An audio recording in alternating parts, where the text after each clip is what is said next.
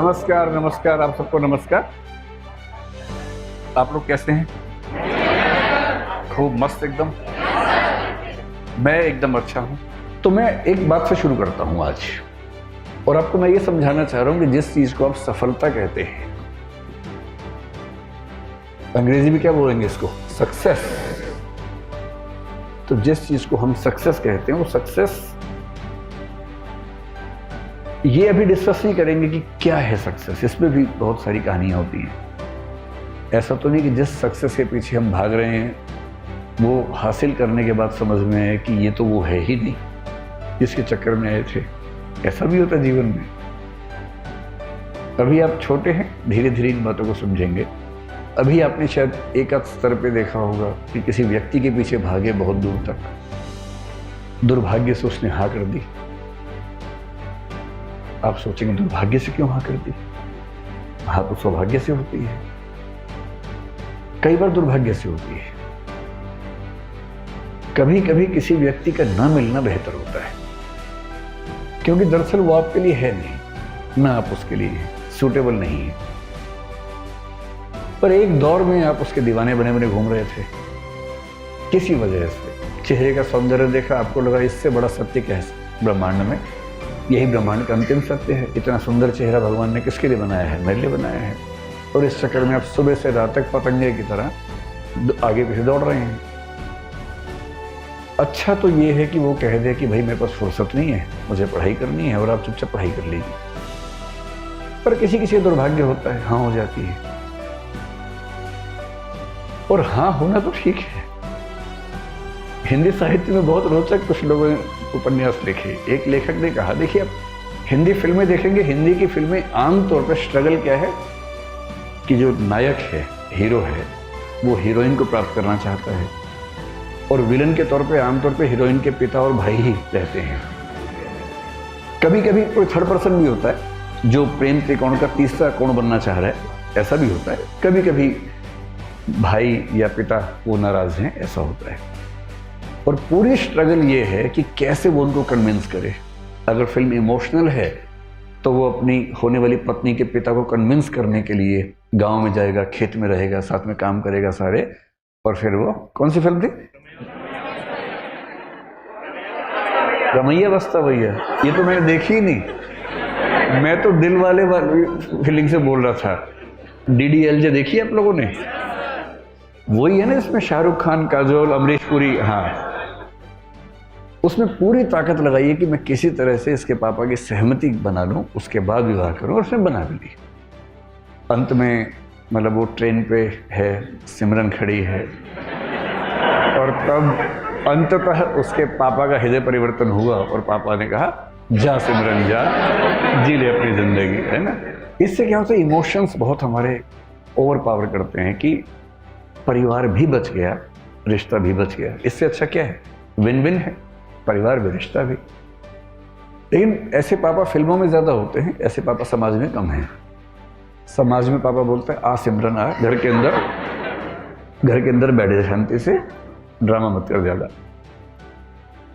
तो लेकिन एक उपन्यासकार ने बड़ी अच्छी बात कही। उसने कहा कि कहानियां पढ़ के लगता है कि सारी स्ट्रगल विवाह तक की है, और हिंदी की फिल्मों का, अधिकांश फिल्मों का जो अंतिम दृश्य होता है उसमें हीरो हीरोइन की शादी हो रही होती है, मंडप सजा होता है, फूल बरसाए जा रहे होते हैं, और उसके बाद द एंड लिखा हुआ है, जबकि वो द एंड नहीं है, वो द बिगिनिंग है।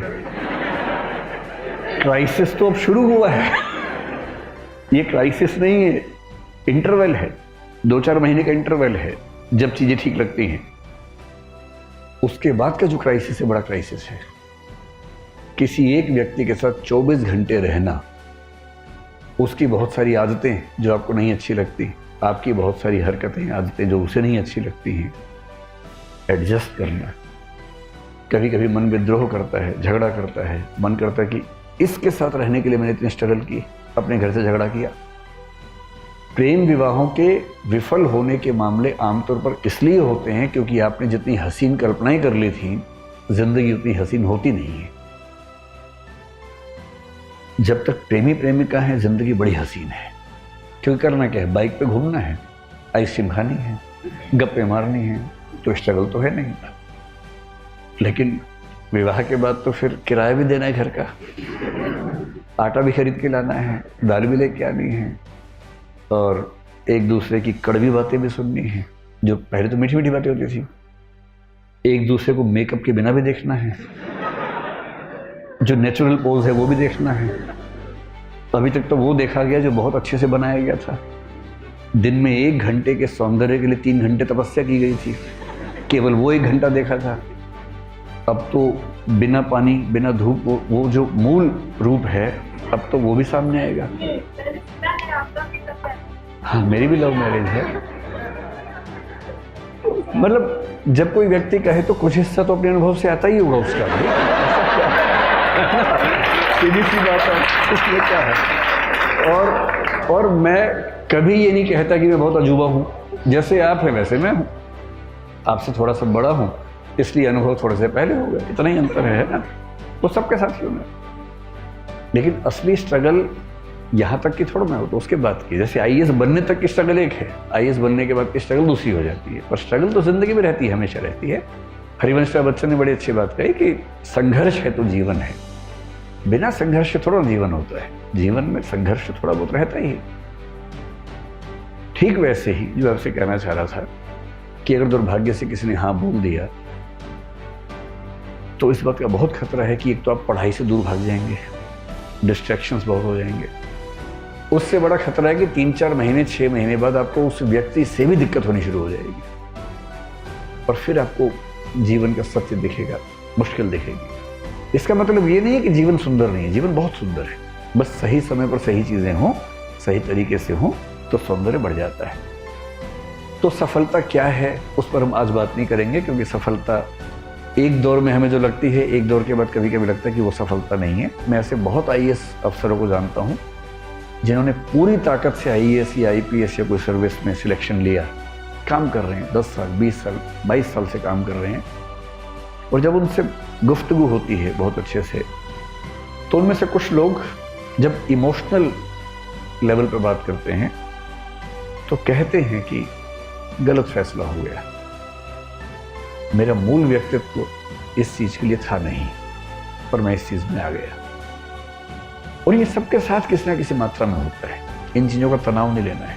आज हम ये समझेंगे कि सफलता का मतलब, अगर हम मानने आपको आईएएस बनना है, जैसे आपका फिलहाल यही उद्देश्य है, यही सपना है, तो उसके लिए कौन सी चीजें आपके अंदर होनी चाहिए। अगर हैं तो बढ़िया है, नहीं तो उस पर थोड़ा थोड़ा काम करना शुरू कर देंगे अभी से, है ना।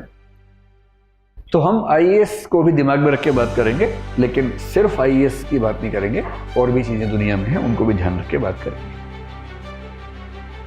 एक क्षमता होती है जिसको बोलते हैं आईक्यू। सुना आपने क्या होता है? ये आई क्यों नहीं है, आईक्यू है ना, ठीक है। आईक्यू, इसकी फुल फॉर्म क्या होती है? Intelligence quotient. कोशिएंट क्या होता है? कोशिएंट का मोटा मोटा मतलब समझ लीजिए कि किसी चीज की वैल्यू कितनी है, किसी रेफरेंस में किसी चीज की वैल्यू, किसी चीज की मात्रा, क्वांटिटी कितनी है, उसको बोलते हैं कोशिएंट, ठीक है। आईक्यू का सरल भाषा मतलब है कि आप कितने तार्किक व्यक्ति हैं, आप कितने बौद्धिक व्यक्ति हैं, आपकी जो तार्किकता है, रैशनैलिटी है, आपकी जो रीजनिंग की कैपेसिटी है, लॉजिक की कैपेसिटी है। लॉजिक, रीजनिंग, ये सब शब्द लगभग मिलते जुलते हैं। ये क्षमता कितनी है आपके अंदर? और दुनिया के इतिहास में ऐसा कई लोगों ने माना कि सबसे सफल व्यक्ति वही है जिसके अंदर तार्किक क्षमताएं ज्यादा हैं। कुछ हद तक ये बात ठीक भी है, क्योंकि अगर आप तार्किक ज्यादा हैं तो आपके डिसीजन मेकिंग कैपेसिटी बेहतर होगी, जो कि डीएम में होनी भी चाहिए। डीएम में क्या है? डिसीजन मेकिंग है ना, क्योंकि फैसले कर रहे हैं, और आपका फैसला केवल आपके बारे में नहीं है, पूरे जिले की जिंदगी के बारे में। 12, 14, 15 साल की सर्विस के बाद आप पूरे राज्य के स्तर पर प्रभावित करने लगते हैं समाज को। और यदि आप सेंटर की डेपुटेशन पर आ गए और 25-28 साल की सर्विस कर चुके हैं, तो आपकी कलम पूरे देश की नीयति तय करती है। इसलिए बहुत जरूरी है कि आप सोच समझकर फैसले करें। आपका चीज़ों को समझने का, फैसला करने का जो प्रोसेस है, उसमें जो तटस्थता चाहिए, ऑब्जेक्टिविटी चाहिए, वो एकदम ठीक हो। ऑब्जेक्टिविटी का मतलब है कि आप फैसले इसलिए नहीं करते कि आपका मूड अच्छा नहीं था, आपकी विचारधारा ये है, आपके मन में ये भावना आ रही है अचानक, नहीं। आप फैसला करेंगे तथ्यों के आधार पर, फैक्ट्स, आर्गुमेंट, और दुनिया के बाकी देशों में कैसे सिस्टम चल रहे हैं, बाकी राज्यों में कैसे चल रहे हैं, उन सबको स्टडी करेंगे और उन सब के बेस पर जो सबसे अच्छा आपको लगेगा या अच्छे को मिलाकर जो बेस्ट लगेगा अपने समाज के लिए, आप उसको अप्लाई करेंगे। ये जो पूरी क्षमता है, इसको बोलते हैं इंटेलिजेंस कोशिएंट। और हम मानते हैं कि बिना इंटेलिजेंस की सुपीरियोरिटी के आप सचमुच कम से कम सिविल सेवाओं में तो ना जा सकते हैं, ना शानदार परफॉर्म कर सकते हैं।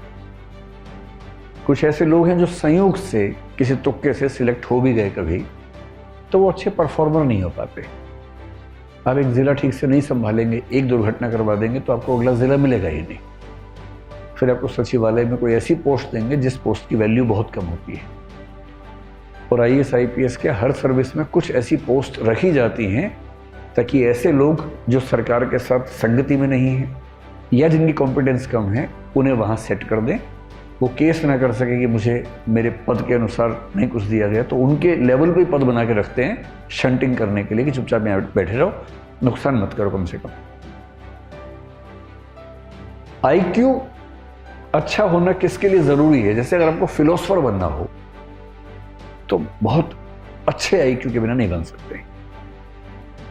किसी का IQ अगर 90 से 110 के बीच में है तो मानते हैं कि सामान्य बुद्धि का व्यक्ति है, एवरेज, ठीक है। मतलब अगर आप IAS बनना चाहते हैं तो जनरली हम मानते हैं कि 120 140 के बीच में अगर IQ है तो आप ठीक है, बढ़िया है। 140 प्लस IQ किसी का हो तो इसका मतलब गिफ्टेड व्यक्ति है, बड़ी बात है। किसी किसी का IQ 200 भी होता है, एक दो व्यक्तियों को 250 के ऊपर भी देखा गया है इतिहास में, जो कि बहुत रेयर बात है। ये वही व्यक्ति हैं जो 5 साल की उम्र में 12वीं क्लास पास कर ली, 8वीं क्लास में किसी यूनिवर्सिटी में PhD कर रहे हैं, मतलब 8 साल की उम्र में, 9 साल की उम्र में। कभी सुना है आपने ऐसा? ये वो बच्चे कि 8-9 साल की उम्र में उनके दिमाग का इतना विकास हो चुका है कि जैसे एक बच्चे की कहानी में एक बार पढ़ रहा था, शायद अमेरिका यूरोप में किसी देश में था वो बच्चा, तो उसकी उम्र थी शायद 5-6 साल के आसपास। तो अपनी उम्र के हिसाब से जो क्लास होती है, पहली दूसरी क्लास, उसमें बैठा हुआ था। सब बच्चे पढ़ रहे हैं, मैडम के साथ गाना गा रहे हैं एकदम। मैडम कह रहे टी से टोमेटो, सब बोले टोमेटो। ये सो रहा है आराम से। टीचर ने इसको बड़ा समझाया, पुचकारा, धमकाया कि भाई क्लास में पार्टिसिपेट करो। ये करता ही नहीं था। हालत ये हो गई कि स्कूल ने कहा कि भाई ये चल नहीं पाएगा। ये तो एडिसन के साथ भी ऐसा ही हुआ था। और बाद में जब टेस्ट किया उस बच्चे का IQ निकला 200 के आसपास, और तब पता लगा कि उस बच्चे का मेंटल लेवल 10वीं क्लास का हो चुका था। बिठाया था पहली क्लास में। आप बता रहे टी टोमेटो, उसका दिमाग जोमेटो भी सीख चुका है। जैसे उसको 10वीं क्लास में भेजा, मतलब वो 1 साल का क्लास जो है वो 1 महीने में आराम से कर लेता था। 8-10 साल की उम्र में यूनिवर्सिटी में चला गया, 12-15 में प्रोफेसर बन गया। अब है ऐसा IQ तो क्या करें, किसी किसी का होता है। और IQ में दिक्कत ये है कि IQ हमारे चाहने से नहीं बढ़ेगा। IQ में बड़ी मात्रा इस बात की है कि आपको जेनेटिकली, बायोलॉजिकली कितना IQ मिला। हाँ, एक रेंज के अंदर थोड़ा बहुत हम कोशिश से बढ़ा सकते हैं, लेकिन अभूतपूर्व परिवर्तन उसमें करना चाहें, आमूलचूल बदलाव करना चाहें तो नहीं कर सकते।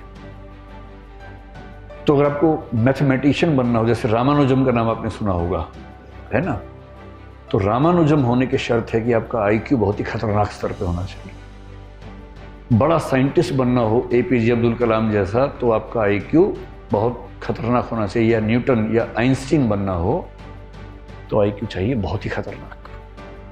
फिलोसोफर बनना हो बहुत खतरनाक, जैसे हम भारत में शंकराचार्य का जिक्र करते हैं।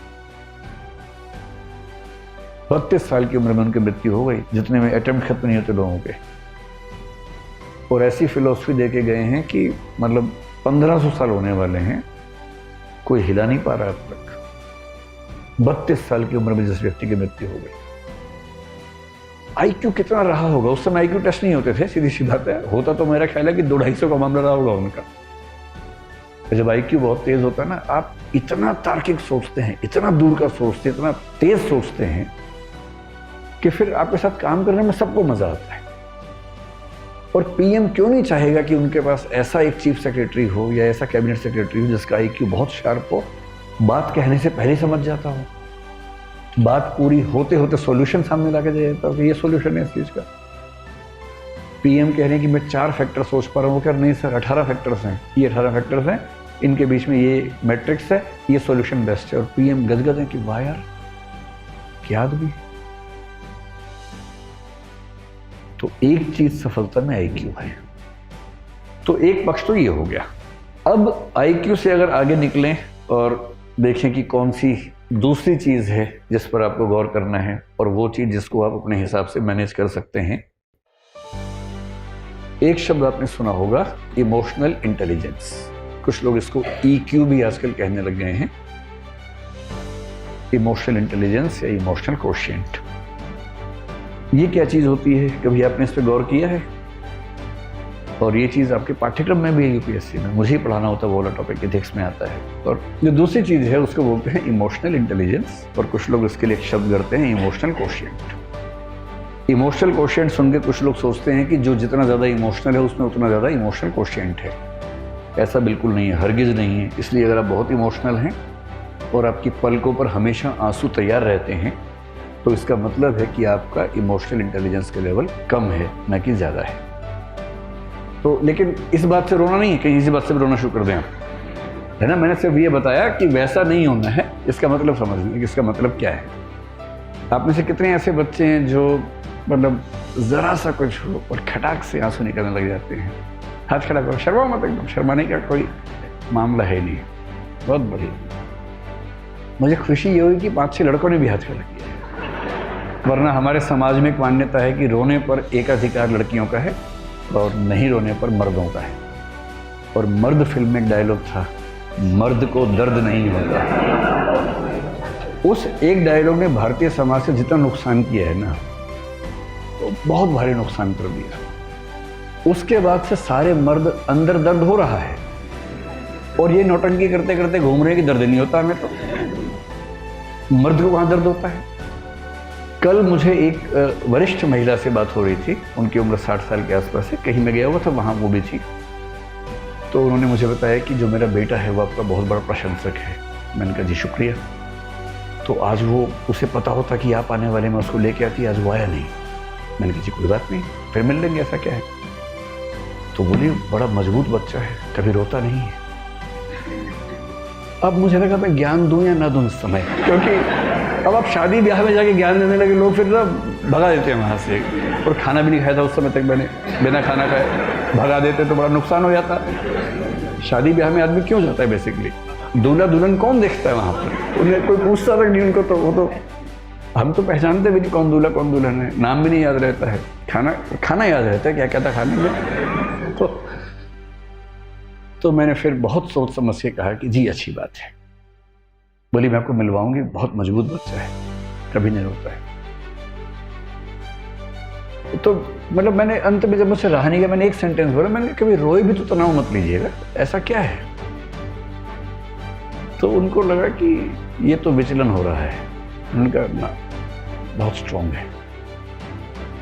तो आप में से कितने लोग ऐसे ही स्ट्रांग हैं जो कभी नहीं रोते हैं? तो आप लोग स्ट्रांग नहीं हैं, आप लोग मुर्दा हैं दरअसल, है ना। देखिए मेरा काम जिंदगी को मुश्किल बनाना नहीं है, जिंदगी को आसान बनाना है, और मैं तो आसान ही बनाऊंगा। बिना बात के तमाशे इतने इकट्ठे कर लिए हम लोगों ने कि मर्द को दर्द नहीं होता। क्यों नहीं होता? सुई चुभा होता दर्द सबको होता है। पत्थर मार के देखो खोपड़ी पे उसके, क्यों नहीं दर्द होगा? अच्छा छोटे छोटे बच्चे जो हैं, लड़का हो या लड़की हो, कोई गिरता है दोनों रोते हैं, चिल्ला चिल्ला के रोते हैं, लड़का भी रोता है लड़की भी रोती है। पता नहीं 5, 8, 10 साल के बाद ऐसा क्या होता है, लड़के रोना बंद कर देते हैं। और मम्मी क्या करती है, मम्मी भी नहीं समझ पाती बेचारी। जैसे ही लड़का गिरता है रोने लगता है, लड़की है क्या, लड़की है क्या। उसे लगता है कि इसमें लड़का लड़की कहां से आ गया बीच में। भाई मैं गिरा, मुझे दर्द हुआ, मैं रोया, लड़की है तो लड़की है। उसे दो बातें समझ में आ जाती है। पहली बात तो रोना और लड़की होना एक बात है, दूसरा लड़की होना और कमजोर होना एक ही बात है। कमजोरी तो लड़कियों का लक्षण है, मैं तो मर्द हूं, दर्द कैसे हो। उसके बाद से दर्द को पीने लग जाते हैं और पीते पीते उसके बाद दुनिया में कुछ भी उनके साथ हो अपने पेरेंट्स से भी डिस्कस नहीं करते हैं, किसी को नहीं बताते, सारा दर्द अपने सीने में लिए लिए घूमते रहते हैं। साइकोलॉजिस्ट से मिलना, साइकेट्रिस्ट से मिलना भारत में अपराध माना जाता है। आप मन से बीमार हो चुके हैं लेकिन आप किसी से मिलेंगे नहीं, वरना लोग क्या कहेंगे कि पागल है, इलाज करवा रहा है अपना दिमाग का।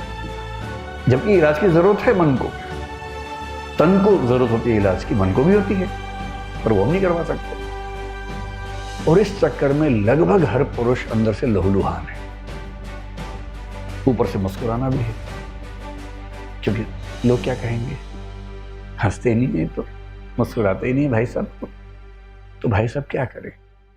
धीरे धीरे एक नकली मुस्कुराहट ओढ़ देते हैं और जिंदगी भर उसको ढोते रहते हैं। और ये कहानी आप सबके पापाओं की बता रहा हूं मैं, किसी अंकल की नहीं बता रहा हूं। ऐसे में लगता है कि मेरे पापा तो ठीक है, अंकल के बारे में चल रहे, नहीं, आपके पापा भी वैसे ही होंगे। वो मजबूर हैं, रो नहीं सकते, खुश दिखने का नाटक करना जरूरी है उनके लिए। तो एक तो आप वैसे होना मत, और अपने आसपास जो वैसे हो गए हैं उनको थोड़ा सा सहज बना देना। उनको कहना कि पापा एक आध बार रो लो ना यार, ऐसा क्या है, चलो हम दोनों बैठते हैं, गप्पे मारेंगे, थोड़ा अपने मन की बात बताओ। जब मम्मी से पहली बार मिलने गए थे क्या क्या हुआ तो बताओ ना जरा। दोस्त बनो उनके, क्यों इतना डिस्टेंस रखना, कभी दोस्त बन जाइए। जितनी उम्र बढ़ती है उतने दोस्त खत्म होने लगते हैं, कोई दोस्त नहीं बचता उस उम्र में, तो आप दोस्त बन जाइए। ये होती है इमोशनल इंटेलिजेंस। इमोशनल इंटेलिजेंस का मतलब रोना नहीं है, मैं नहीं रोऊंगा ये भी नहीं है, ये दोनों मूर्खताएं हैं। बात बात पे रोना कमजोरी का लक्षण है। कभी नहीं रोऊंगा ये जबरदस्ती ओढ़ी हुई पाली हुई मर्दानगी का लक्षण है, जिसकी कोई कीमत नहीं, रत्ती भर वैल्यू नहीं। इमोशनल इंटेलिजेंस का मतलब क्या होता है, एक मतलब होता है अपने जो इमोशंस हैं उनको समझ पाना, बारीकी से समझना, और दूसरा उनको जितना कंट्रोल करने की जरूरत है उतना कंट्रोल कर पाना, इसकी क्षमता। जितना करने की जरूरत है, जबरदस्ती नहीं। कभी कभी खुद को ढीला छोड़ देना कि रोने का मन कर रो लो यार, ऐसा क्या है। लाइफ इन ए मेट्रो एक फिल्म आई थी बहुत पहले, उसमें एक लड़की ऐसी ही स्थिति में थी, ना कह सकती है किसी से, ना गुस्सा कर सकती है, ना बोल सकती है, ना रो सकती है। तो अगर मैं ठीक याद कर पा रहा हूँ तो इरफान खान उस फिल्म में थे। इरफान खान उसको ले गया टंकी के ऊपर, पानी की टंकी थी, छत थी, पता नहीं क्या था कुछ था। तो बोला कि चिल्ला के रो यहाँ पर। दो चार बार तो नहीं कर पाते, फिर वो चिल्ला के रोती है, जोर से चिल्लाती है, चिल्लाते चिल्लाते रोने लगती है। और एक बार रो लेती है और उसके बाद महसूस करती है कि इतना हल्का तो मैंने कभी महसूस नहीं किया अपने आप को। इतनी सारी गांठें जो मन के अंदर थी, गिरहें जो मन के अंदर बन गई थी, उनसे मुक्त भी तो होना है।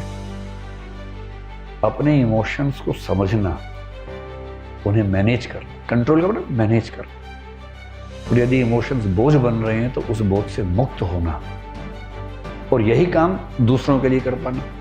दूसरों के इमोशंस को समझना, उनके इमोशंस को उतना कंट्रोल करना जितना जरूरी है, और जरूरी है तो उनको उनके इमोशंस की गिरफ्त से मुक्त करना। ये किसी के अंदर अगर आ गया ना, कमाल कर देता है, कमाल। आजकल कुछ लोग इसी के एक हिस्से का एक नया नाम रखते हैं जिसको बोलते हैं एडवर्सिटी कोशिएंट। एडवर्सिटी कोशिएंट का मतलब क्या होता है कि जीवन में कठिनाइयां तो आती हैं, उन कठिनाइयों में अपने आप को संभालने की क्षमता। अब आप जिस यात्रा पर निकले हैं ना, ये आसान यात्रा नहीं। आसान यात्रा होती है, 2 दिन 4 दिन 8 दिन 10 दिन पढ़ ली, हो गया, बात खत्म। ये तो यात्रा 2 साल लंबी यात्रा है। और बहुत ऐसे क्षण आएंगे जब आपको लगेगा कि सब खत्म हो गया। अब कितने बड़े 30 मार्खा हो, कितने बड़े तोप हों आप, बीच बीच में ऐसे क्षण जरूर आएंगे कि आप समझेंगे कि नहीं हो पाएगा। कभी घर में कुछ हो जाएगा, कभी कोई बहुत नज़दीकी व्यक्ति है उसे कुछ हो जाएगा, कभी आप कुछ पढ़ रहे हैं नहीं समझ में आ रहा, आपने बड़ी कोशिश की नहीं समझ में आ रहा, किसी बात से एंग्जाइटी हो गई, कभी किसी ने सोशल मीडिया पर आपके खिलाफ कुछ लिख दिया, अजीब सी स्थिति हो गई। ये चीज़ें सारी आपको मजबूत करने के लिए आती हैं।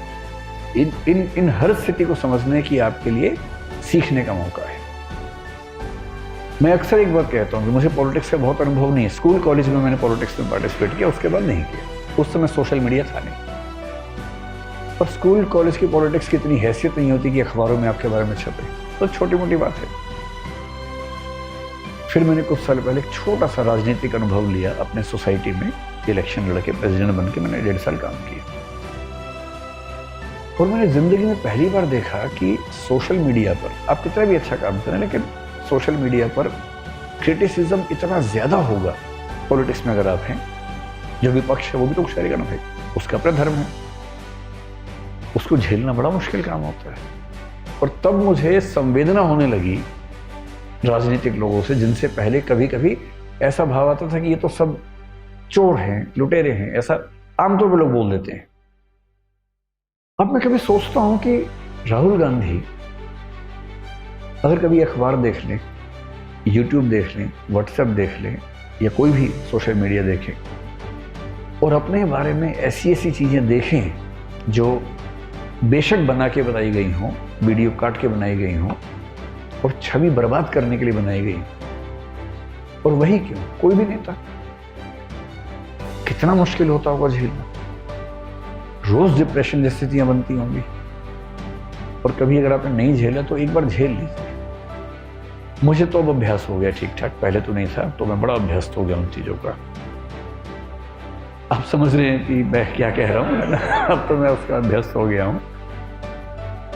लेकिन जिसने नहीं झेला है ना, पहली बार जब होगा ऐसा, बड़ा मुश्किल हो जाता है, बहुत मुश्किल।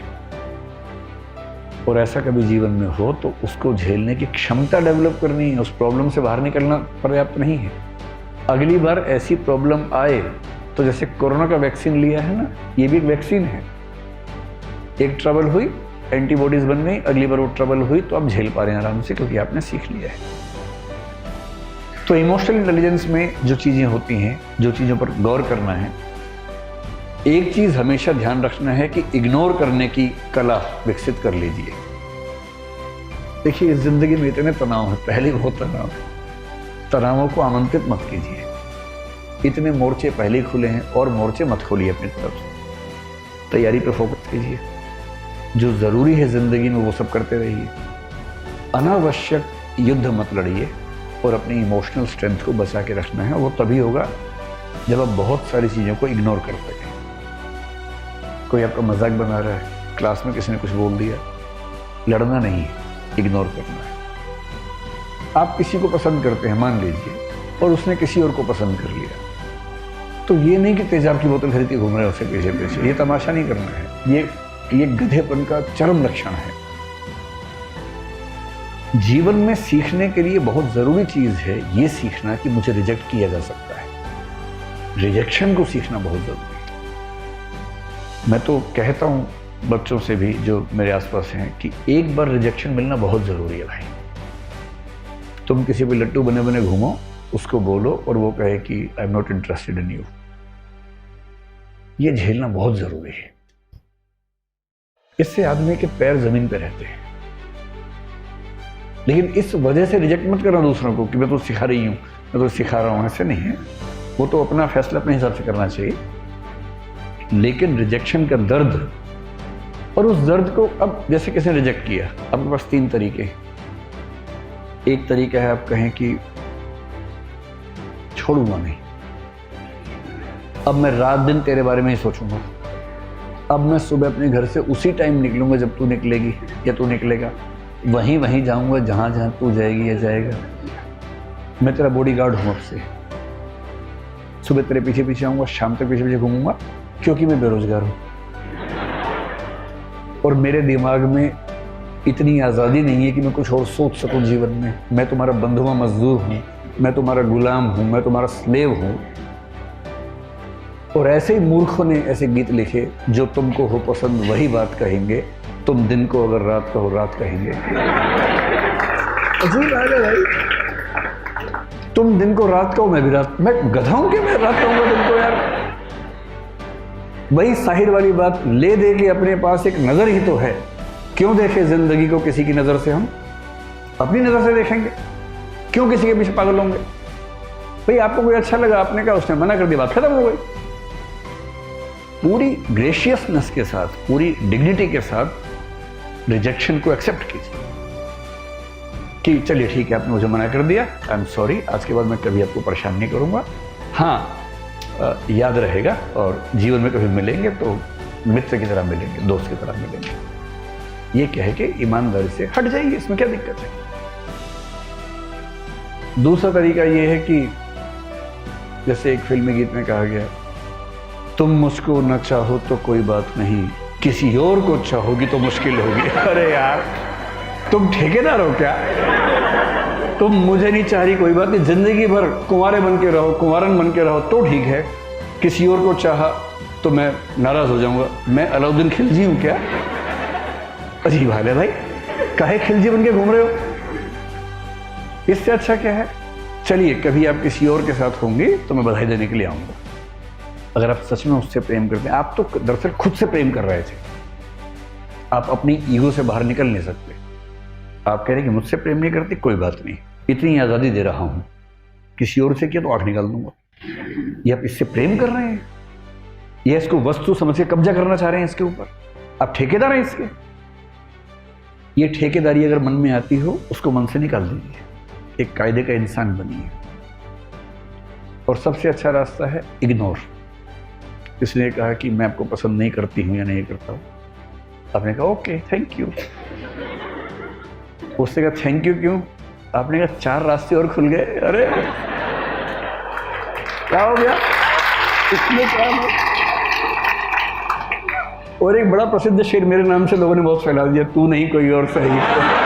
कोई और सही, मेरा नहीं है वो, मैं तो यहां से सुनता हूं वहां बोल देता हूं, मैं तो इतना ही करता हूं। इसका इस शेर के 2 फॉर्म्स हैं, एक फॉर्म दूसरा भी है। अगर तू है हर जाई तो अपना भी ये तौर सही, तू नहीं कोई और सही, कोई और नहीं कोई और। एक तो ये है, ये तो उनके लिए जब कोई हरजाई हो जाए, हरजाई का मतलब बेवफा हो जाए, है ना, ये तो उनके लिए है। अगर वो वाला मामला नहीं है, आपने गुलाब का फूल भेजा और वहां से गोभी का फूल आ गया वापस, इसका मतलब तो मुंह गोभी जैसा करने की जरूरत नहीं है, वहां उस अदा से बोलना, तू नहीं कोई और सही, कोई और नहीं कोई और सही, बहुत लंबी है ज़मीं, मिलेंगे लाख हंसी, इस जमाने में सनम तू अकेली तो नहीं। या फिर तू अकेला तो नहीं, ऐसा थोड़ा ना कि केवल किसी पे होगा, किसी पे भी हो सकता है, दोनों पक्षों पे हो सकता है। इग्नोर करना सीखना है, कोई बात नहीं। और 2 दिन बाद कोई आपसे पूछे, यार तूने कार्ड दिया था, उसने तुझे रिजेक्ट कर दिया, कैसा लगता है? और आप कहें कौन? आपने कहा परसों उसने रिजेक्ट किया। किसने? उसे नाम बताया। बोले हाँ ऐसा कुछ हुआ तो था शायद। यार डिस्टर्ब मत करो, I am in relationship with someone else. मतलब क्या टेंशन लेनी है। वही व्यक्ति सामने से आ गया, उसने कहा अब आप कैसे हैं? आपने मैं तो ठीक ही रहता हूँ। अब क्या होता है? अब और तब क्या होता है? नहीं मैंने 2 दिन पहले आपको मना किया था। आप हैं कौन? अच्छा हाँ चेहरा देखा वो लग रहा है। लोड नहीं लेना है एकदम जिंदगी में, इग्नोर करना है। और दूसरे लोग आपके बारे में 4 बुरी बातें बोले, टेंशन मत लो। मेरा तो तकिया कलम हमेशा से है, दूसरे मेरे बारे में क्या सोचते हैं, अगर ये भी मैं सोचूंगा तो वो क्या सोचेंगे? कम से कम सोच तो रहे मेरे बारे में, तुम्हारे बारे में सोच भी नहीं रहे। अगर कोई बोले ना कि तेरे बारे में ऐसे बात चल रही थी, अरे बात तो चल रही थी, तेरे बारे में तो बात भी नहीं चलती भाई, मेरे बारे में बात चलती है। आप मुझे प्यार करो, नफरत करो, इग्नोर नहीं कर सकते, ये क्या छोटी बात है?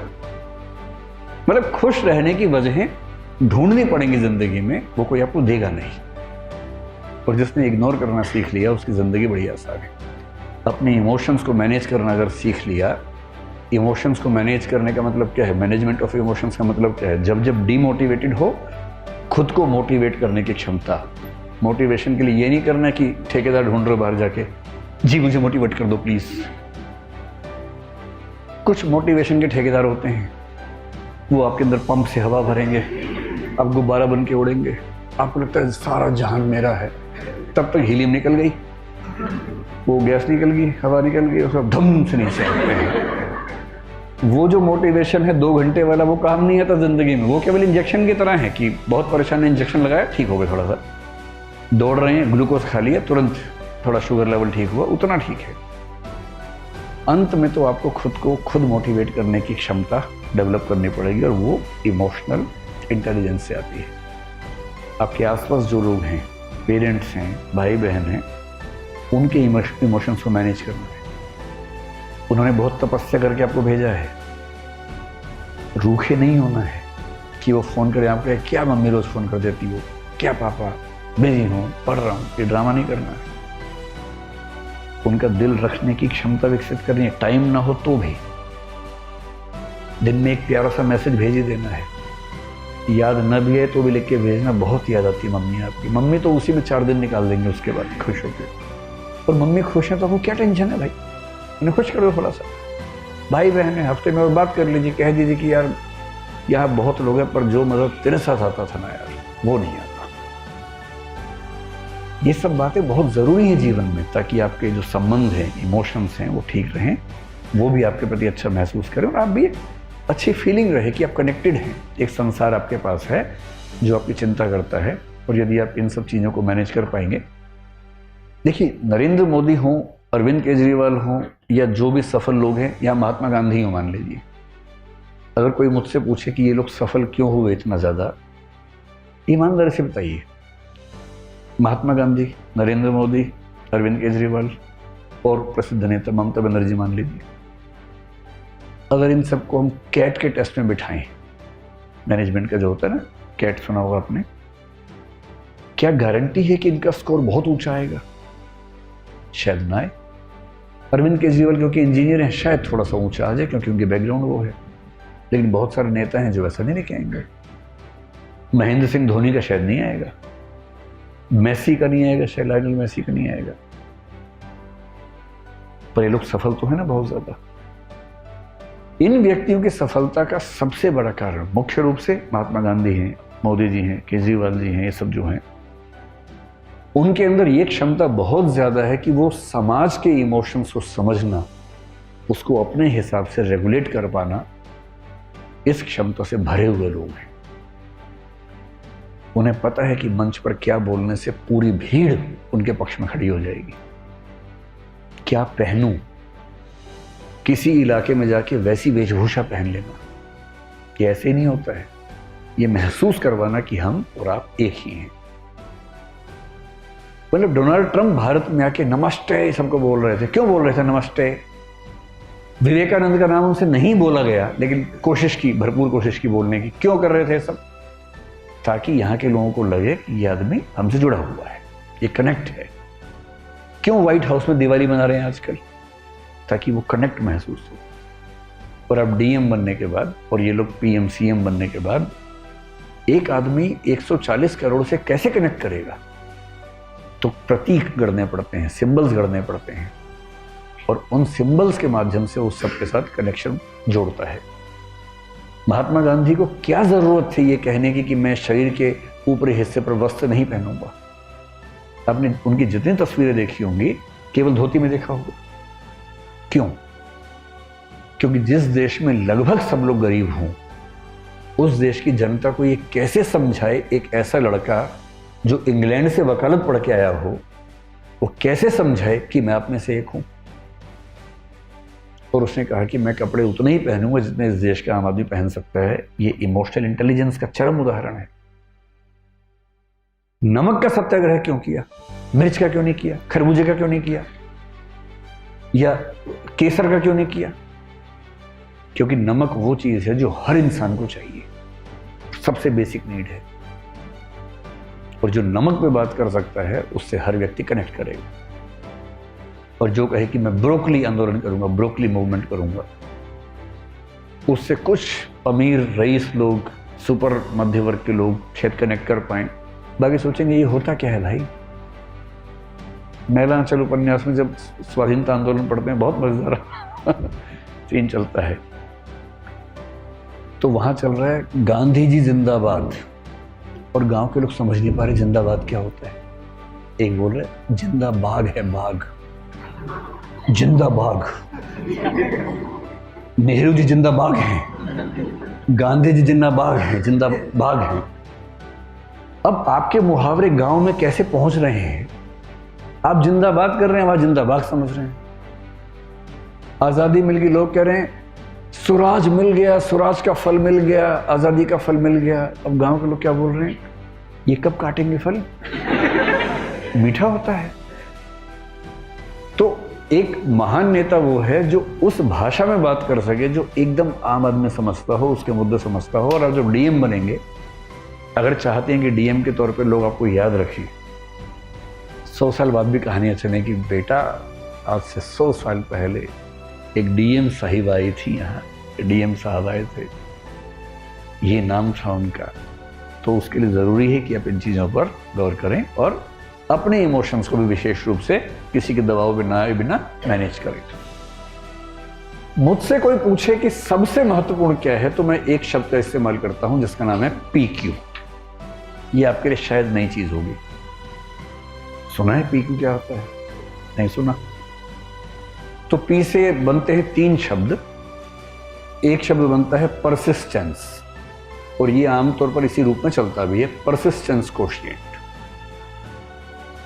लेकिन परसिस्टेंस की जो बड़ी बहन है या जो बड़ा भाई है, वो यूपीएससी के पाठ्यक्रम में भी है। उसको बोलते हैं परजीवियरेंस। परजीवियरेंस।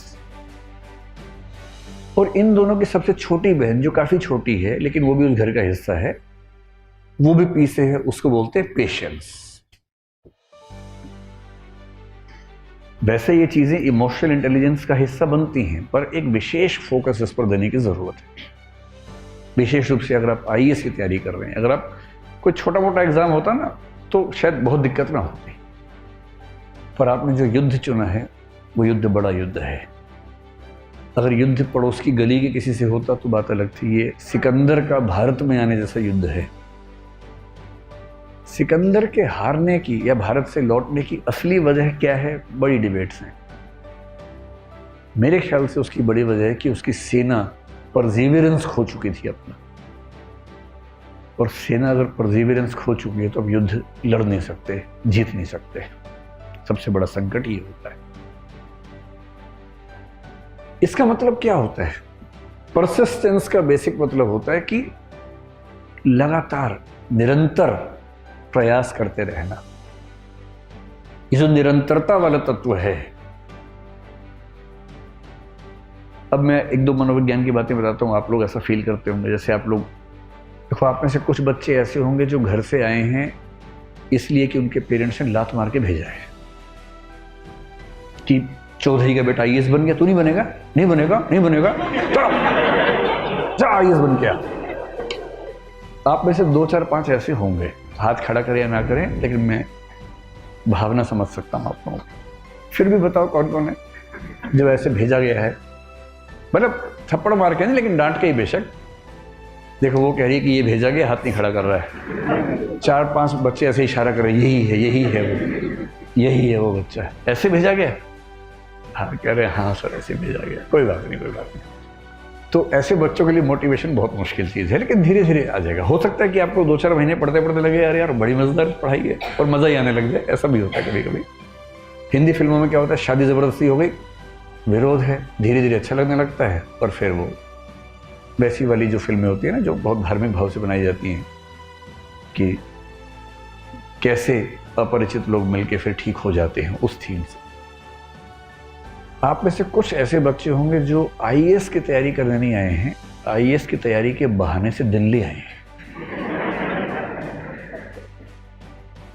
क्योंकि छोटे शहर और गांव में स्कोप कम रहता है, दिल्ली में स्कोप ज्यादा है। अच्छा, जितना है उससे ज्यादा का शोर है। जैसे भारत के लोगों को लगता है कि यूरोप में तो कुछ है ही नहीं दिक्कत, जाओ और कोई दिक्कत ही नहीं है वहां। तो ऐसा नहीं है, वहां भी समाज है और वो भी समाज वैसे ही काम करते हैं जैसे हर समाज काम करता है। कई लोगों के मन में धारणा होती है अमेरिका में तो एकदम खुला खेल फरूखाबादी है, जाओ वहां लोग तैयार वेट कर रहे होते, कोई प्रेम करने के लिए आएगा हमसे। ऐसी धारणा लोगों के मन में है। एक भरा पूरा समाज है उनका, ये मंडी नहीं है, मजाक नहीं है।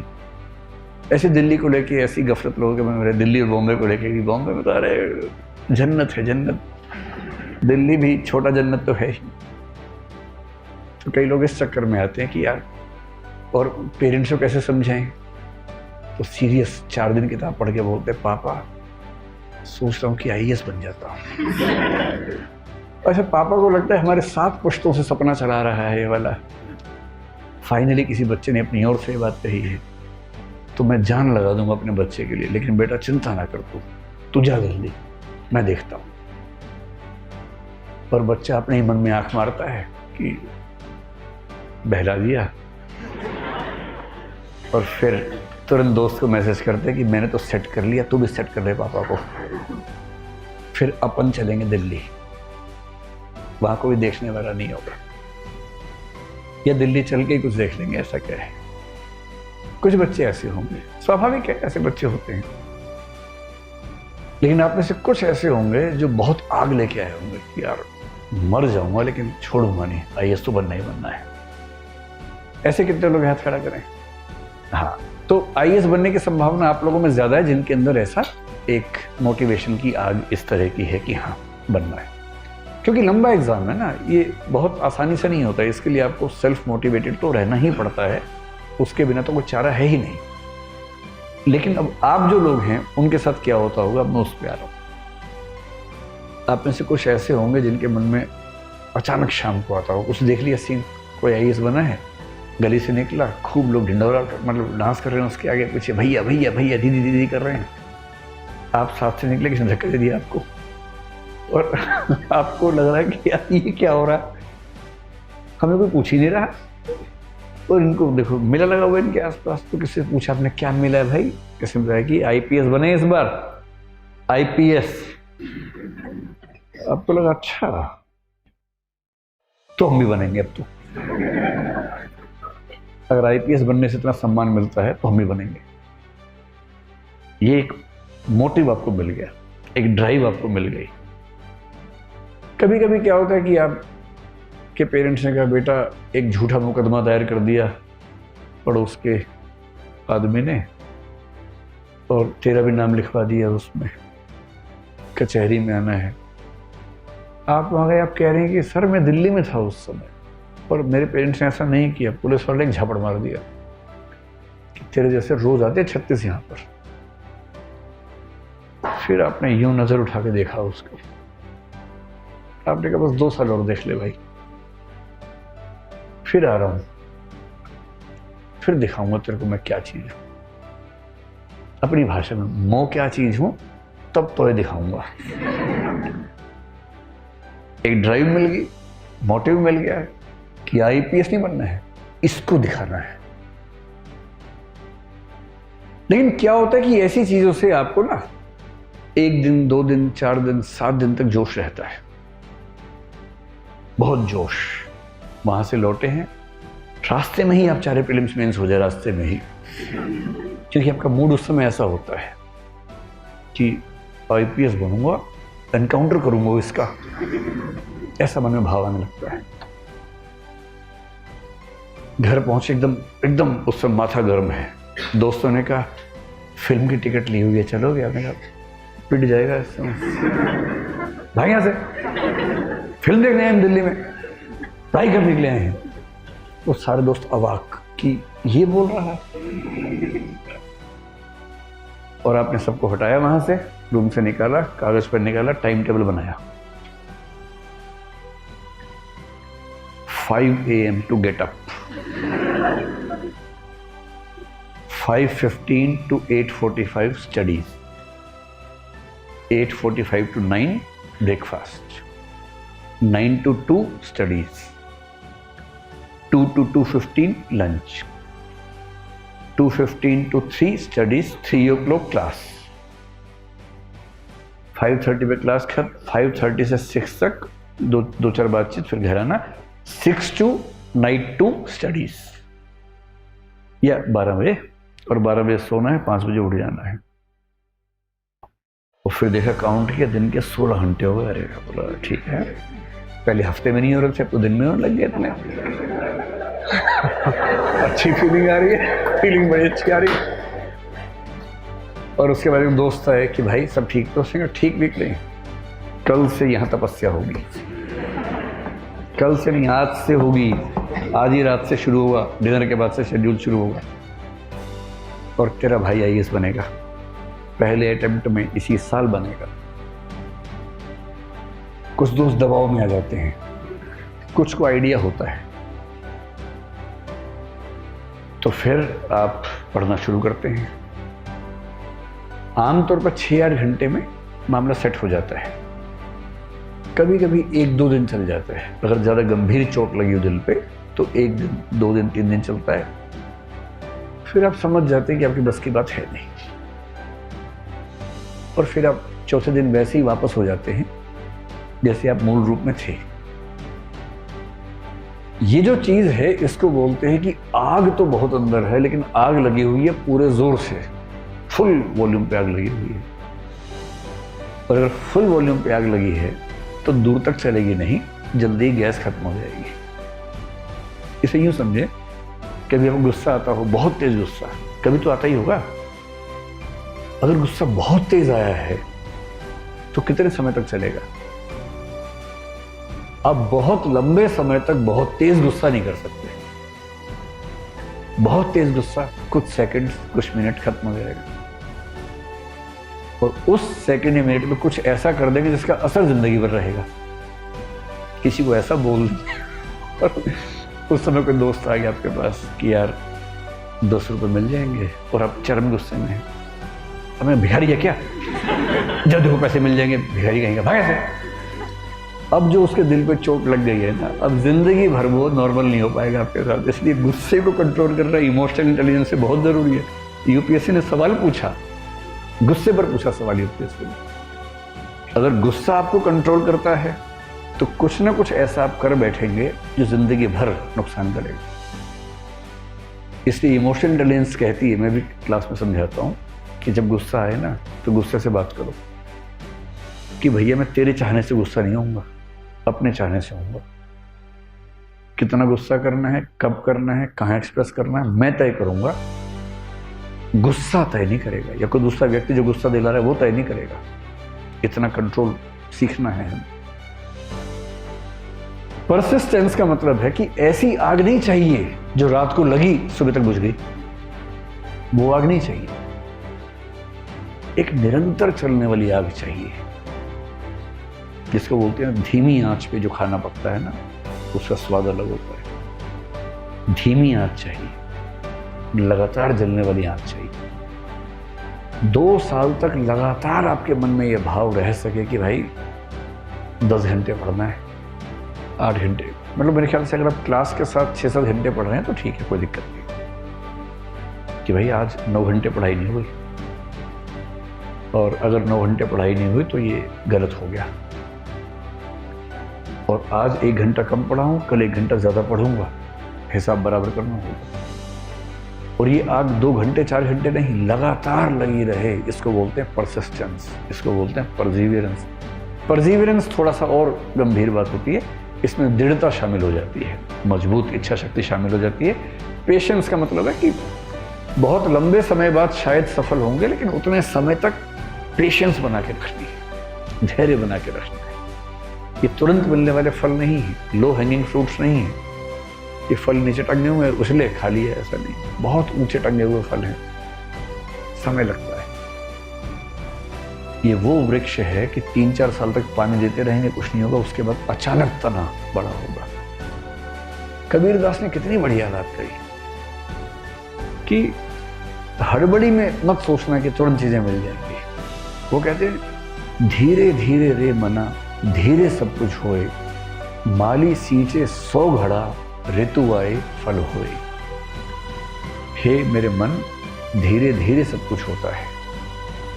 माली 100 घड़े पानी की सिंचाई करता है, तब जाने के बाद जब ऋतु आती है तब फल निकलते हैं। ऋतु आने से पहले फल नहीं निकलेंगे। और यदि 1.5-2 साल 2.5 साल की तैयारी गंभीर करनी पड़ती है तो उतनी पेशेंस चाहिए। ये नहीं कि मर ने पानी डाला फिर दिखाया कि नहीं आया, पेड़ दिखला ही नहीं आया, पानी सुबह डाल दिया था। सूरदास ने एक बड़ी अच्छी कविता लिखी, बहुत ही प्यारी कविता है। भगवान कृष्ण को आप जानते हैं, जब वो छोटे बच्चे बहुत नटखट हैं, उनकी माँ बड़ी परेशान रहती है इस बात, सारी मम्मियाँ परेशान रहती हैं तो उनकी मम्मी परेशान रहती थी। तो यशोदा मैया के सामने संकट ये है कि बच्चा दूध नहीं पी रहा, और बच्चे ऐसे ही चंट होते हैं, आपको पता है, उनसे बोलो दूध पी रहे, मुंह बनाते हैं अजीब सा, कैंपा कोला देखते लपलपाने लगते हैं जीभ, लेकिन दूध देखते उनका मन खराब होने लगता है। तो माताएं बच्चों को दूध पिलाने के लिए कुछ कुछ झूठ बोल देती हैं कि दूध पीने से तुम हट्टे कट्टे हो जाओगे, तो दूध पीने से तुम बड़े हो जाओगे, दूध पीने से तुम्हारी मूछें आ जाएंगी, दूध पीने से ये हो जाएगा। तो बच्चा इसी ताक में दूध पीता है कि कुछ बड़ा हो जाएगा। तो एक बार कृष्ण दोस्तों के साथ खेल रहे थे, सबकी चोटी थी, इनकी चोटी नहीं थी। तो कृष्ण ने मम्मी से कहा मेरी चोटी नहीं है। तो ये मम्मी को लगा ठीक मौका है। मम्मी ने कहा दूध नहीं पीता, चोटी कैसे बढ़ेगी। मम्मी ऐसे ही करती हैं, इसी बहाने बच्चे को कुछ अच्छा सिखा देती है। तो कृष्ण ने कहा अच्छा ऐसी बात है, तो दूध पीऊंगा मैं। तो मम्मी ने गिलास भर के दूध दिया, दूध पी लिया। अब बच्चा तो बच्चा है, गिलास भर दूध पिया, उसके बाहर जाके चोटी नपवा रहा है अपनी, देखो भाई नापो, नहीं बढ़ी। 1-2 दिन हो गए, फिर माँ के पास गया। तब कृष्ण माँ से क्या कह रहे हैं, मैया कबहू बढ़ेगी चोटी, कि माँ चोटी कब बड़ी होगी। कितनी बार मोही दूध पियत भाई, यह अजहू है छोटी। कितनी बार मैंने दूध पी लिया तुम्हारे चक्कर में ये अभी भी छोटी की छोटी है। तो अगर आप वैसे व्यक्ति हैं कि आज मैंने 8 घंटे पढ़ा, फिल्म हुआ कि नहीं हुआ, ऐसे मत कीजिएगा। ये कौन से वाला मामला है, धीरे धीरे रे मना धीरे सब कुछ होए, माली सींचे 100 घड़ा ऋतु आए फल होए। इसको अपना मूल मंत्र बना लीजिए। मैं तो कभी कभी व्हाट्सएप पे अपने स्टेटस में इसी को ले देता हूँ, क्योंकि मुझे जीवन में जिन 8-10 कविताओं ने सबसे ज़्यादा प्रभावित किया उनमें से एक ये है कि हड़बड़ी नहीं करनी है, और जो आप जिसके आप हकदार हैं मिल ही जाएगा, बस थोड़ा सा तपस्या तो कर लीजिए ठीक तरीके से, क्यों नहीं मिलेगा।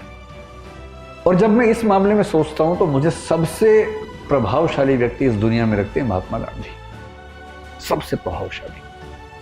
सोच के देखिए उनका जीवन। भगवान राम की जिंदगी देखेंगे, वनवास वाली पूरी कहानी, तो वो भी आपको ऐसा नजर आएगा। और महात्मा गांधी के साथ भी देखिए,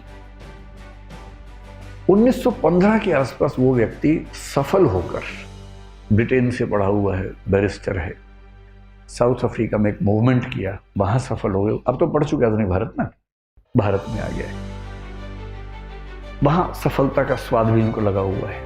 उनको भरोसा है कि यहां कुछ हो जाएगा। उम्र उनकी उस समय 45 साल के आसपास है, यानी व्यक्ति मैच्योर भी है, ऐसा नहीं कि वो बचपना कर रहा है, एक मैच्योर एज में भारत पहुंचे। और उनका तरीका बड़ा ठीक है, जो भी राहुल गांधी हासिल करते हुए दिख रहे हैं, कि भारत के लिए कुछ करने से पहले भारत को जानना जरूरी है। तो पूरे भारत को पहले समझा उन्होंने, यात्राएं की, देखा, फिर 2-3 छोटे छोटे मूवमेंट्स किए, चंपारण वगैरह किया, एक जिसको बोलेंगे नेट प्रैक्टिस भी कर ली कि अब मैं इस समाज के मिजाज को समझ पा रहा हूं, आप कुछ बड़ा करेंगे। और वहां से खिलाफत को अगर न भी केंद्र में रखें, असहयोग आंदोलन हम कह सकते हैं कि बड़ा एक उनका प्रयास है। और उनके मन में ऐसा महसूस उनको हो गया है कि बहुत मुश्किल नहीं है, अंग्रेज सत्ता इसलिए चल पा रही है क्योंकि भारतीयों का मौन सहयोग मिला हुआ है। अगर सहयोग नहीं मिलेगा तो कहां से चलेंगे, तो असहयोग करते हैं। और उनके मन में है कि अगर ठीक से असहयोग कर दिया तो एक आध साल होते होते शायद चीजें पलट जाएंगी। जो व्यक्ति 1918-19 में इस भाव में है, उसने एक आंदोलन किया बड़ा। उस आंदोलन में कुछ चीजें ऐसी हो गई जो एक हत्याकांड हम बोलते हैं, चौरी चौरा वाला, वो हुआ। आंदोलन वापस लिया। जनता का मिजाज नहीं समझ में आ रहा उतना, लोग गुस्सा हो जाते हैं बार बार, अहिंसा छूटती है और उनकी धारणा है कि अहिंसा के बिना आंदोलन चल नहीं पाएगा। फिर 10 साल की पेशेंस और उसके बाद 1929-30 में फिर एक बड़ा आंदोलन, फिर फेलियर, फिर 12 साल की लंबी प्रतीक्षा, उसके बाद फिर एक बड़ा आंदोलन 1942 में, उसके बाद भी सफलता नहीं। और उसके बाद दुनिया भर की परिस्थितियों के बदलने के साथ साथ यहाँ की स्थितियों का बदलना और 47 में आज़ादी मिलना, वो भी वैसे नहीं मिलना जैसे चाह रहे थे। अब समझ रहे हैं आप, तो 2-2.5 साल के स्ट्रगल को लेकर परेशान है। ये आदमी 1915 से 1947 तक 32 साल तक स्ट्रगल कर रहा है और अकेले नहीं कर रहा है, आपको तो अकेले कर रही है, इसको पूरे देश को साथ लेके चलना है, देश से स्ट्रगल करवानी है। कितनी बार जब हारते होंगे, एक आंदोलन फेल होता होगा, कितनी गालियां पड़ती होंगी, अपने ऊपर सवाल खड़े होते होंगे मन में कि हो पाएगा या नहीं हो पाएगा। हमारा तो एक प्रीलिम्स बिगड़ जाता है, हमें लगता है कि यार पता नहीं होगा कि नहीं होगा। इन्हें तो प्रीलिम्स, मेंस, इंटरव्यू सब बिगड़ता था बार बार। और उसी प्रोसेस में उनके अपने बच्चे उनके कंट्रोल से बाहर निकल गए। उनका एक बेटा हिंदू धर्म छोड़ देता है।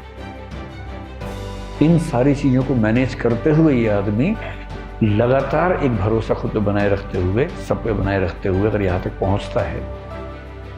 इसलिए महात्मा गांधी में इमोशनल इंटेलिजेंस तो कमाल की थी ही। मेरे ख्याल से जो चीज उनको सबसे बड़ा बनाती है वो है परसिवेरेंस। और इसका सरल मतलब क्या है? उद्देश्य आज नहीं मिलेगा, कल मिलेगा, कल नहीं मिलेगा, परसों मिलेगा। जितना भी समय लगे, जितनी भी ऊर्जा लगे, जितनी भी थकान हो, जितनी बार हारना पड़े बीच में, जितनी बार गिरूंगा फिर उठ खड़ा होऊंगा और अपने पूरे मजबूत इरादे के साथ उस तरफ बढ़ता रहूंगा। और अंत में क्यों सफल नहीं होऊंगा भाई, क्यों नहीं हुआ सफल? ये तेवर चाहिए। और आपसे मैं कह रहा हूं 2 साल की लड़ाई है, बीच बीच में ऐसे क्षण आएंगे।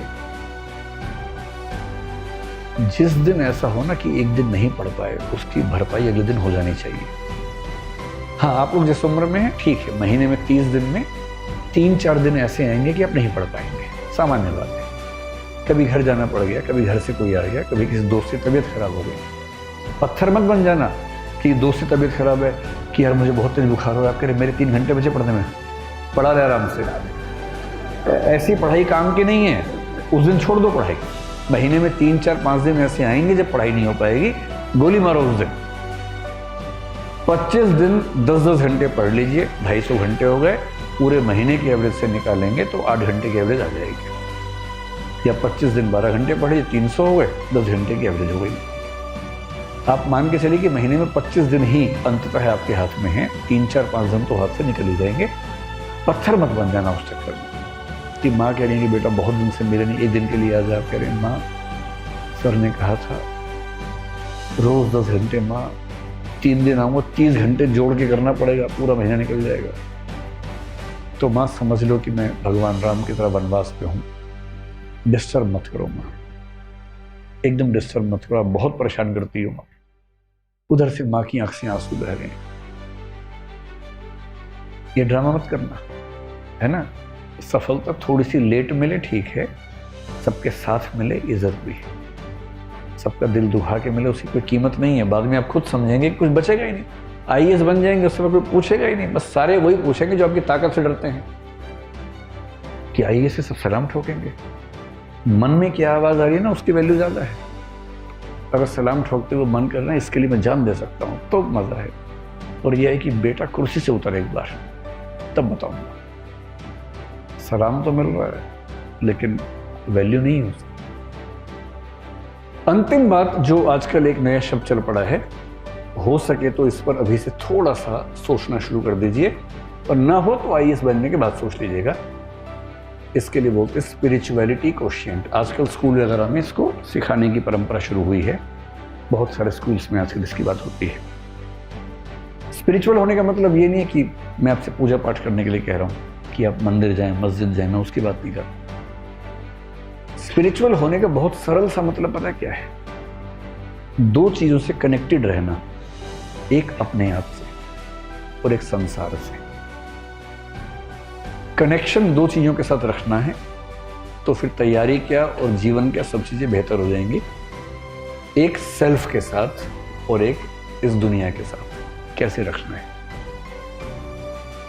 कई बार क्या होता है कि हम चकाचौंध में ना अपने आप को भूल जाते हैं, खुद से ही बात नहीं कर पाते, और जितना जरूरी है दूसरों से बात करना उतना ही जरूरी है खुद से बात करना। तो दिन में 10-15 मिनट ना अपने लिए रखना है, जिसको आजकल लोग मी टाइम कहने लग गए हैं। खुद से बात करनी, जहां में उसने बड़ी बात कर ली जिसने खुद से मुलाकात कर ली। खुद से मुलाकात करनी, खुद से मुलाकात करने के 2-3 तरीके अच्छे होते हैं। जो तरीका मुझे पसंद है, अकेले सैर पे निकल जाइए और सैर पे झुंड साथ लेके मत चलिए। नेताजी नहीं बनना है कि आपने लिए पीछे जो 5 फॉलोवर्स आ रहे भैया भैया भैया, आपको मजा आ रहा है कि सब भैया बोल रहे हैं, सब दीदी बोल रहे हैं। ये ड्रामा नहीं करना है। अकेले,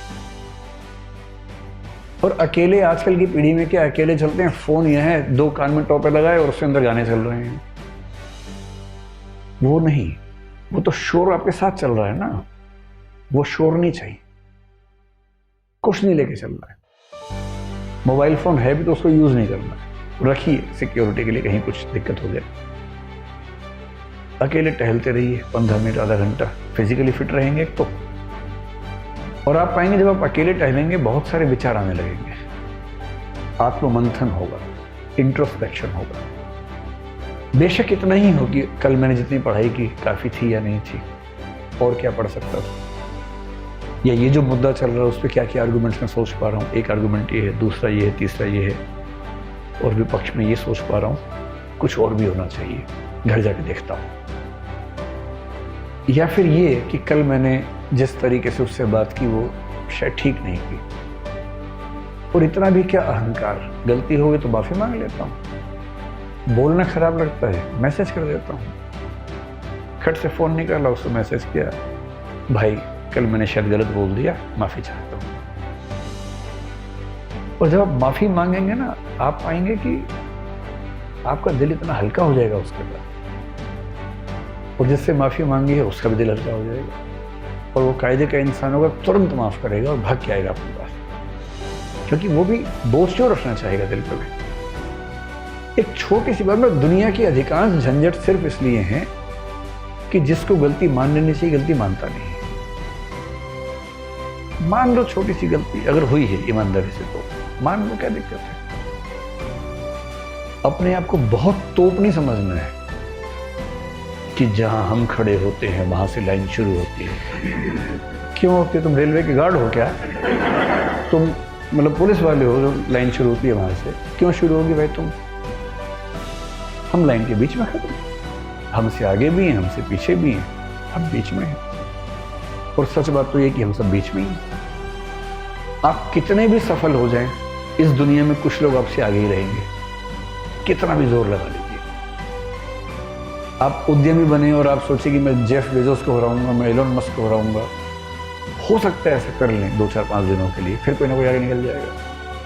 उसमें तो वही हाल होता है, हर 4 दिन में कोई आगे निकल जाता है।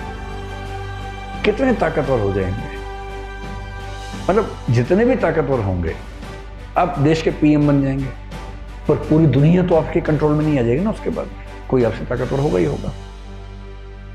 और आप कितने भी कमजोर हों, आपसे कमजोर बहुत लोग दुनिया में रहेंगे ही रहेंगे, क्योंकि दुनिया एक सातत्य है, कॉन्टिन्यूम है, जिसका एक हिस्सा आप हैं। हम समुद्र की बूंद की तरह हैं, हम समुद्र नहीं।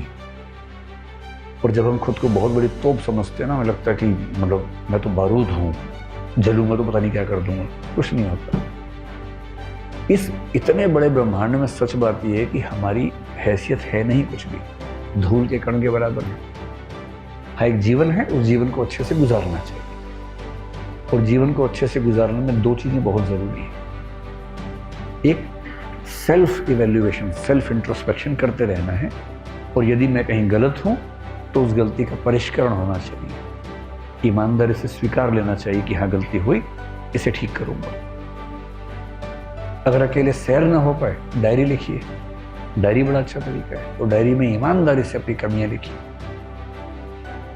और दूसरी चीज, इस पूरे संसार के साथ एक लिंक अपना महसूस कीजिए। ईश्वर को मानते हैं तो ईश्वर से कर लीजिए, ईश्वर को नहीं मानते हैं या किसी और धारणा को मानते हैं उससे कर लीजिए, नहीं तो पूरी सृष्टि से, पूरी प्रकृति से, पूरे ब्रह्मांड से। ये कनेक्शन कैसे होता है? हमेशा ये ना लगे कि ये मैं हूं, ये वो है, ये फील हो कि इस पूरे संसार का एक हिस्सा मैं भी, और यहां कुछ भी बुरा है तो उसमें मेरी भी हिस्सेदारी है। मसलन आप सड़क पे जा रहे हैं, एक बच्चा किसी पशु को पत्थर मार रहा है, आप सोच सकते हैं कि मुझे क्या मतलब है, मैनू की, पर आप ये भी सोच सकते हैं कि आप उस बच्चे को समझाएं कि बिना वक्त के क्यों परेशान कर रहे हो उसको, क्या जरूरत है परेशान करने। वो पशु थैंक यू बोलने नहीं आ सकता, उसको समझ भी नहीं आएगा कि आपने क्या किया उसके लिए। और थैंक यू या एहसान किया, इसके शुक्रिया के लालच में अगर आप कुछ कर रहे हैं तो उसकी वैल्यू है भी नहीं। कुछ अच्छा करने की वैल्यू तभी है जब आप इस भाव से नहीं करते कि इसका जवाब क्या मिलेगा, प्रतिक्रिया में क्या मिलेगा। छोटी सी बात आप कह दी कि बेटा उसको भी दर्द होता है, क्यों परेशान कर रहे हो, तुम्हें कोई मारे कैसा लगेगा, मत मारो। इस पूरे संसार के हर प्राणी के साथ एक हल्का सा कनेक्शन महसूस करना, और आप पाएंगे जैसे ही आपको ये होने लगेगा ना, जिंदगी के बोझ बहुत कम हो जाएंगे। और आप पाएंगे कि भाई एक संसार है, मैं उसमें हूं, मैं अपनी भूमिका निभा रहा हूं, ईमानदारी से निभाऊंगा, सफल होने की हर पुरजोर कोशिश करूंगा। लेकिन ये ब्रह्मांड सिर्फ मैं नहीं हूं, लाखों करोड़ों लोग हैं, सबकी अपनी कहानी है, अपनी जिंदगी है। तो जब इस माइंडसेट से जिएंगे तो सफलताएं आपको जमीन से उठा नहीं देंगी, विफलताएं आपके जमीन, नीचे की जमीन को खींच नहीं देंगी। पैर टिके रहेंगे जमीन पर, सफलता में भी और विफलता में पैर उखड़ेंगे नहीं। और आप देखेंगे सफल से सफल व्यक्ति अगर अहंकारी हो, आपके मन में विरोध का भाव आता है, उसको लेकर विपरीत का भाव आता है, नाराजगी का भाव, हिकारत का भाव आता है। मजा तब है जब आप बेहद सफल हो और उतने ही विनम्र हो, उतने ही ग्राउंडेड हो, उतने ही जमीन पर हो। और जमीन पर तभी रहेंगे जब आपको ये एहसास हो कि जितना अच्छा मैं हूं, मुझसे अच्छे अच्छे हजारों लोग इस दुनिया में हैं, और ये दुनिया सिर्फ मेरे बलबूते नहीं चलती है, बहुत लोग सबके योगदान से चलती है, मैं तो उनमें से एक हूं। चलिए, प्रवचन तो समाप्त हो गया, मैं फिर से कभी आ जाऊंगा। आज मैं निकल रहा हूं, मुझे निकलने दीजिए आराम से, ठीक है? कभी भी आ जाऊंगा। चलिए, धन्यवाद।